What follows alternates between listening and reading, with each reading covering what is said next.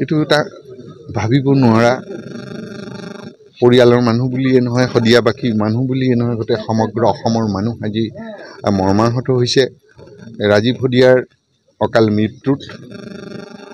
ৰাজীৱ হদিয়াৰ বিষয়ে ক'বলৈ গ'লে কি ক'ম আৰু তেওঁ নিজৰ কাৰণে চিন্তা নকৰি উৰুষা পূজাত বসবাস কৰি দেশৰ মানুহৰ কাৰণে জনতাৰ কাৰণে মানুহৰ নোপোৱাখিনিক নিমাখিতজনৰ নোপোৱাখিনিক দৰিদ্ৰজনৰ নোপোৱাখিনিক কৃষকৰ নোপোৱাখিনিক আজুৰি অনাৰ গানেৰে আজুৰি আনিবৰ কাৰণে যিখিনি চেষ্টা কৰিলি অসমীয়া মানুহক একত্ৰিত কৰি এখন সুস্থ সমাজ গঢ়াৰ তেওঁ যিটো বাতাবৰণ সৃষ্টি কৰিবলৈ গৈ আছিল এনেকুৱা এটা মুহূৰ্ততে নিয়তিৰ পৰিহাস তেওঁ আমাৰ মাজৰ পৰা লৈ গুচি গ'ল।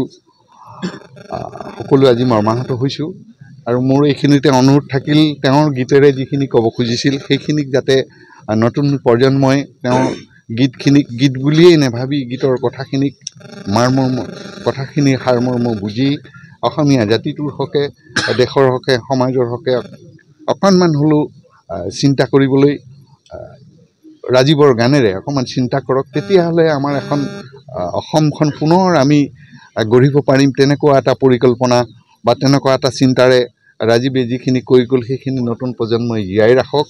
আৰু শেষত নিয়তিৰ যিটো পৰিহাস সেই পৰিহাসক আমি কেতিয়াও নুই কৰিব নোৱাৰোঁ। কিন্তু এটা কথা ঠিক তেওঁ উৰুষা পূজাত থাকি ৰাইজৰ কাৰণে যেনেধৰণে চিন্তা কৰি গ'ল ঠিক তেনেধৰণে আমি ৰাইজেও তেওঁৰ মৃত্যুৰ পিছত তেওঁৰ পৰিয়ালটোক চলাই নিবৰ কাৰণে কিবা এটা আমি পৰিকল্পনা হাতত ল'ব লাগিব। প্ৰথমে চৰকাৰৰ এটা দায়িত্ব আছে।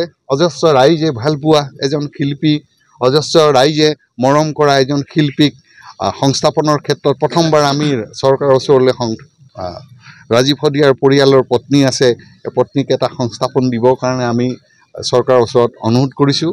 যদি চৰকাৰে এই ক্ষেত্ৰত যদি হেমাহি দেখুৱায় বা অনীহা প্ৰকাশ কৰে তেতিয়া মই আহ্বান জনাইছোঁ সমগ্ৰ অসমৰ তেওঁ অনুৰাগীসকলৰ প্ৰচেষ্টাত আমি দান বৰঙণি সংগ্ৰহ কৰি হ'লেও পৰিয়ালটোক সংস্থাপনৰ কাৰণে আমি কিবা চিন্তা কৰিম। আৰু এই সুযোগতে মই গোটেই অসমৰ ৰাইজক এই কথাটো জনাই থ'ব খুজিছে সময়ত যদি চৰকাৰে অনীহা প্ৰকাশ কৰে তেতিয়া জনসাধাৰণৰ সহায় লৈ আমি পৰিয়ালটোক পোহপালৰ কাৰণে কিবা এটা ব্যৱস্থা কৰি দিব লাগিব। যিহেতু আমাৰ এটা নৈতিক দায়িত্ব আছে তেওঁ সমাজখনৰ কাৰণে যিটো কৰি গ'ল আৰু সমাজেও তেওঁৰ প্ৰতি কৰিবলগীয়া নৈতিক দায়িত্বটোক আমি নতশিৰে স্বীকাৰ কৰিব লাগিব। আৰু এইখিনিকে ক'লোঁ আৰু শেষত কি ক'ম বৰ দুখেৰে আৱেগিক হৈ ক'ব খুজিছোঁ তেওঁৰ বিদেহী আত্মাই চিৰশান্তি লাভ কৰক।